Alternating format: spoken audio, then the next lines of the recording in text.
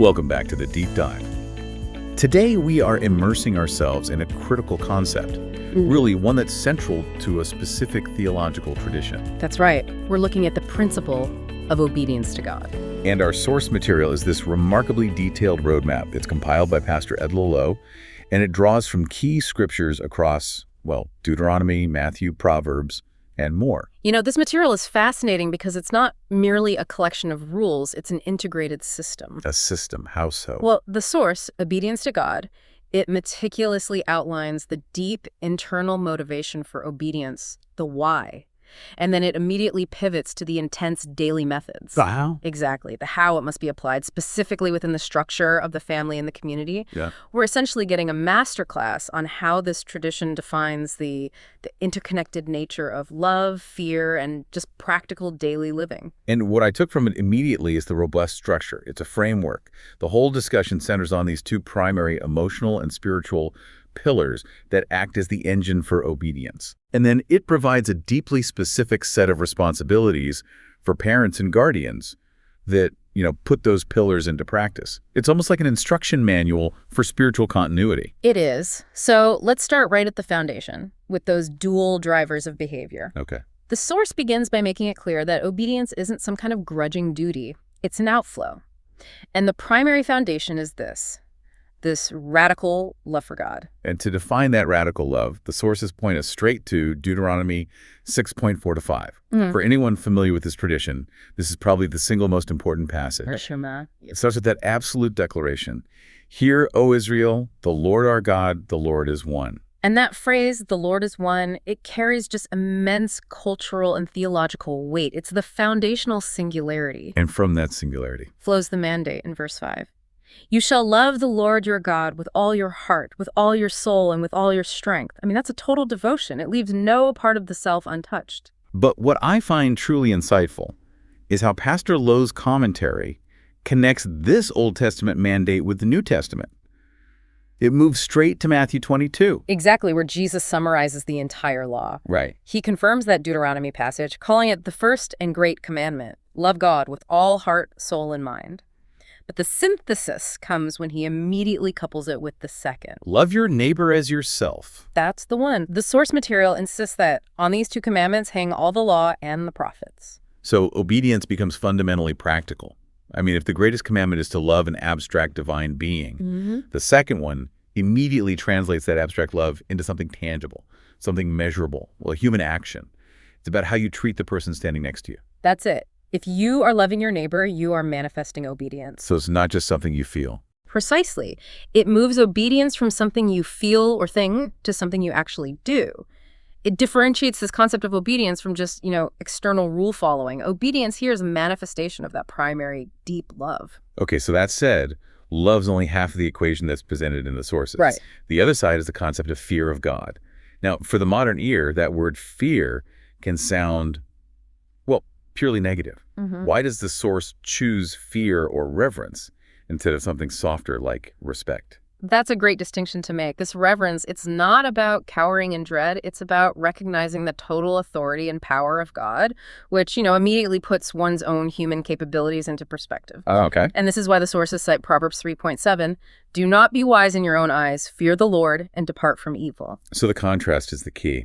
It's your own wisdom versus this reverent fear. It's a check against spiritual arrogance, absolutely. Yeah. If you rely solely on your own wisdom, your own external analysis, your own flawed human judgment, you're set up for failure. So the reverence or fear acts as a kind of spiritual guardrail. It's exactly that. It's the humility necessary to accept that there is a higher standard than your personal shifting morality. So you have the positive draw of love, which compels action, Right. and the stabilizing force of fear, which guards against self-deception and spiritual drift. These two pillars together create the complete picture. That makes a lot of sense. So these two internal motivations, love and fear, they're the engine. Now, let's pivot, because the sources are intensely practical. How does this internal engine translate into mandated external behavior, particularly within the family? This is where it all becomes very concrete.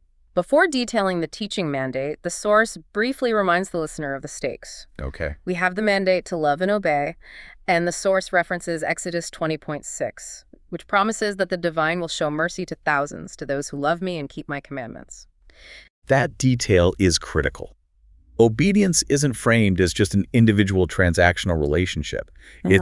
It has multi-generational implications. Mercy extended to thousands of future generations. That raises the stakes significantly. It certainly does. And that brings us to the active responsibility of parents and guardians, which is the immediate consequence of holding these words in your own heart. From Deuteronomy 6.6. Right. And that responsibility translates directly into the mandate of teaching them diligently to your children in the very next verse. You know, the word diligently almost doesn't capture the full intensity of the instruction here. I agree. The specificity of the timing is what really defines the obligation. This teaching mandate, it's not for a scheduled event. It's an immersive 2047 requirement. Yes, when you sit in your house, when you walk, by the way, when you lie down, and when you rise up. It's essentially mandated immersion education. This ancient instruction almost anticipates modern distraction. It does. There is no time designated for secular or unsupervised living. Every single moment, from waking up to going to sleep, is an opportunity for spiritual instruction. That level of constant vigilance, I mean, it sounds exhausting to a modern parent operating under all the constraints of work and school schedules. It does. Does the source acknowledge the possibility of burnout, or does it just imply this constant diligence is, well, the non-negotiable cost of passing on faith? It's presented as non-negotiable, but the instruction itself provides the framework to manage it. The teaching happens in the routine of life, sitting at the table, walking down the road. It's woven into the fabric of the day, not added as some extra meeting. Okay. And the source material breaks down this parental mandate into 4 specific actionable steps. Let's detail those. Okay. First, teach the children. That's the intellectual transfer. Second, introduce them to Christ. That's the spiritual initiation. And third, invest in their spiritual development. That requires resource allocation, time, attention. It moves beyond mere teaching into nurturing a personal faith. And the fourth point, that really grounds this whole thing in social reality. Yes. Know your children's friends and help them to choose their company wisely. Why is the choice of companionship elevated to the level of a primary parental mandate? I find that fascinating. Because obedience is inherently relational, not isolating. The sources recognize that the best spiritual seed you plant at home can be choked out by negative external influence. So environment is as crucial as instruction. Exactly. If obedience stems from reverence and love, walking with those who lack that foundation actively undermines the whole mission. And this theme of instruction and responsibility, it's reinforced by other scriptures cited. Proverbs 1.8, for example, emphasizes the son hearing the instruction of the father and not forsaking the law of your mother. It's a unified, balanced parental front. Yeah. And we also get the critical check on temperament from Ephesians 6.4.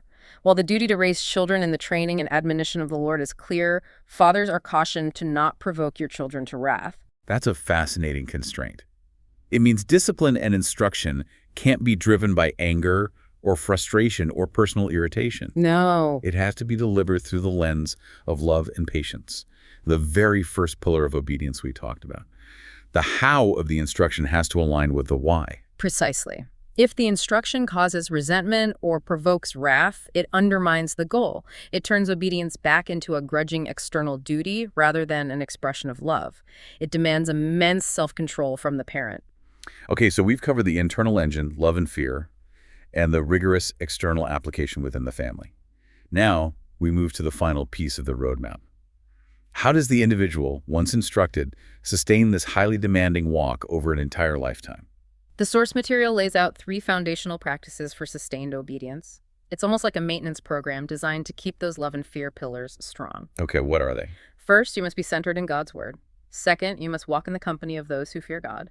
And third, you must keep his commandments. These 3 practices, they sound like they are intentionally structured to fight against the natural human tendency towards spiritual complacency. They are. The word anchors your thoughts against your own self-wisdom.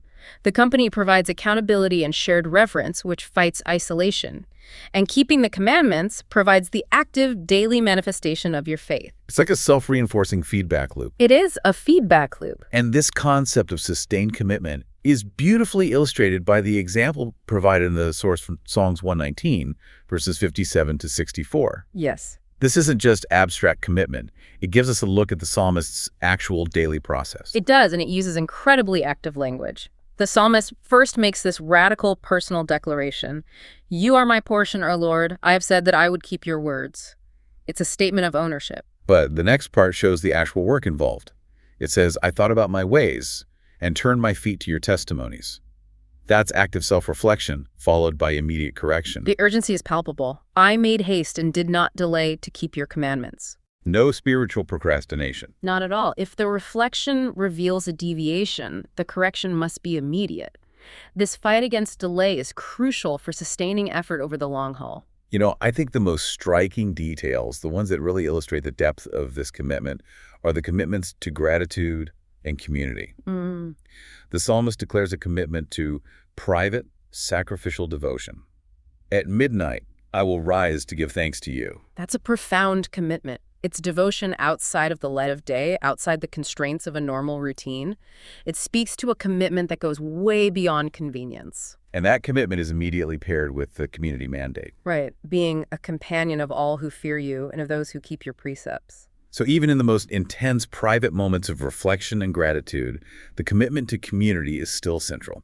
It is. The three concluding principles, the word, the company, the commandments, are essentially the practical means by which an individual lives out that initial mandate of love and fear. So love drives the desire to keep the word.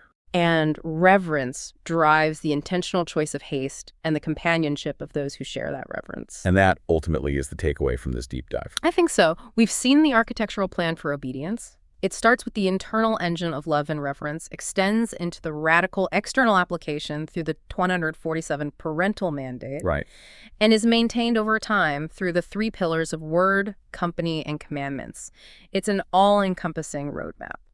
This raises an important final question for you, the listener, to consider as you reflect on these sources. The entire structure of the law and the prophets, according to this material, hangs on just two great commandments: loving God and loving your neighbor.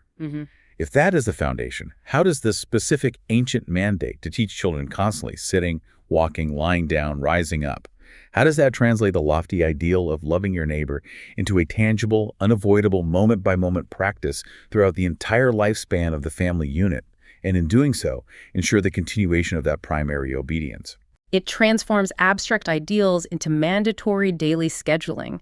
It demands that the theory be lived out in the most mundane, repetitive moments of domestic life. And that right there is the true challenge of the mandate. It certainly is a remarkable look at the depth and rigor of the commitment described in these sources. Thank you for joining us on this deep dive. We look forward to connecting with you next time.